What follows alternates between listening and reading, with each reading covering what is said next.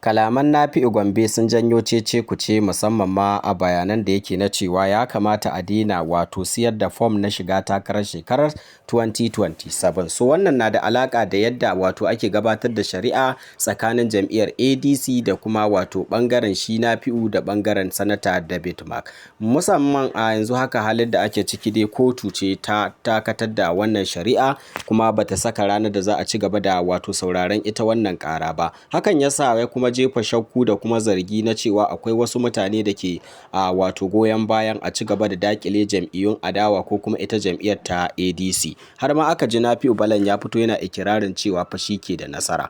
Babban abin da ya kara ba mutane mamaki tun bayan da kotun tarayya ta tabbatar da nasarar sanata David Mark da kuma tabbatar da cewa shi ne asalin authentic chairman. So abin da ya kamata tun a wannan gabar ya kamata a ce kotun ta warware duk wata matsala ta shafi jam'iyyar ADC. Sai dai abin mamaki shine kotun ta umarci da a koma kuma court of appeal, ma'ana kotun baya, domin ci gaba da sauraron shari'o'in da ake yi, inda kuma kotun ta tabbatar da cewa ta ɗage shari'ar ma da ake wa Nafiu da kuma David Mark har zuwa illa ma sha Allah, tunda babu rana babu wata. Babban abin da ya ƙara jan hankalin mutane yadda Nafiu ya fito yana cewa ya ba da umarni ma a dakatar da siyar da fom na jam'iyyar ADC har sai an kammala wannan shari'a. To abin tambayar anan shine, ita shari'ar nan fa ba rana ba wata, ta ya za a ce kuma an dakatar da siyar da fom ga 'yan takarkari? Idan haka ne, hakan na nufin cewa jam'iyyar ADC ba za ta samu damar a jagoranta ko kuma shiga zaben shekarar 2027 da za a yi ba,